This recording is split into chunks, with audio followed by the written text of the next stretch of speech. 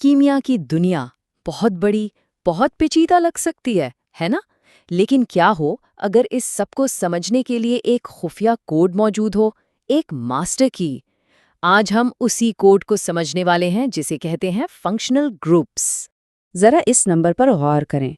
3 करोड़ से भी ज्यादा ये अब तक दरियाफ्त होने वाले ऑर्गेनिक कंपाउंड्स की तादाद है। मतलब ये एक इतनी बड़ी केमियाई लाइब्रेरी है जिसका तसव्वुर करना भी मुश्किल है। तो सवाल ये है कि कीमियादान आखिर इस सब को समझते कैसे हैं? इतनी ज़्यादा मालूमात के समुंदर में वो अपना रास्ता कैसे निकालते हैं? कोई इतनी सारी चीज़ें याद कैसे रख सकता है? जवाब एक बहुत ही दिलचस्प ख्याल में छुपा है। यूं समझें कि उनके पास एक खुफिया डिकोडर रिंग होती है, एक ऐसा टूल जो इस सारी पेचीदगी को बिल्कुल आसान बना देता है।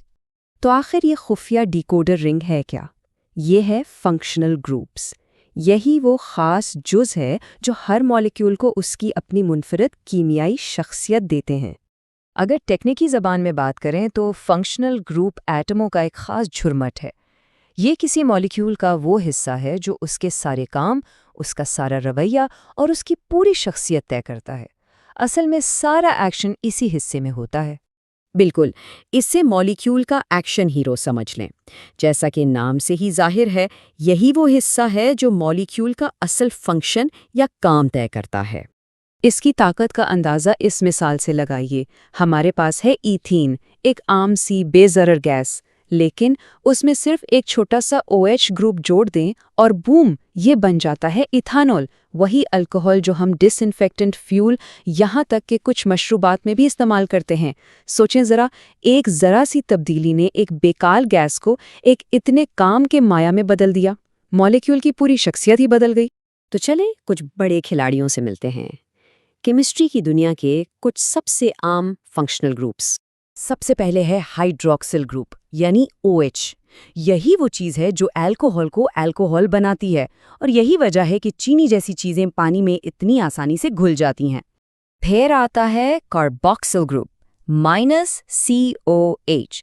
इसकी वजह से चीज़ों में खट्टा तुर्श जायका आता है। सिरका जो इतना खट्टा होता है ना, वो इसी ग्रुप की वजह से है। और फिर है अमाइनो ग्रुप -NH2। ये तो जिंदगी के लिए बेहद ज़रूरी है। ये अमीनो एसिड्स का बुनियादी हिस्सा है और अमीनो एसिड से बनते हैं प्रोटीन्स, यानी हमारे पट्ठों से लेकर एंजाइम्स तक हर चीज़ की बुनियाद यही छोटा सा ग्रुप है। अच्छा, तो हमने ये सब कुछ जान लिया, लेकिन इसका असल फ़ायदा क्या है? फंक्शनल ग्रुप्स को समझना सिर्फ किताबी बातें नहीं हैं। ये एक ऐसा कोड है जो हमें नई चीज़ें बनाने और दुनिया को एक नए ज़ाविये से देखने की ताकत देता है। इस कोड को इस्तेमाल करके साइंसदान क्या कुछ नहीं कर सकते। वो जिंदगी बचाने वाली दवाएं बनाते हैं, नए नए प्लास्टिक और मटेरियल्स ईजाद करते हैं, ये समझ पाते हैं कि हमें जायके और खुशबू कैसे महसूस होते हैं। अरे वो ये तक बता सकते हैं कि कौन सा मॉलिक्यूल किससे कैसे रिएक्ट करेगा। ये तो बायोलॉजी के राज खोलने की चाबी है। तो असल बात ये है कि फंक्शनल ग्रुप्स केमिस्ट्री की इस बेतरतीब बिखरी हुई दुनिया को एक मुनज़्ज़म ज़बान में बदल देते हैं। एक ऐसी ज़बान जिसे हम ना सिर्फ पढ़ सकते हैं बल्कि उससे खुद भी कुछ नया लिख सकते हैं।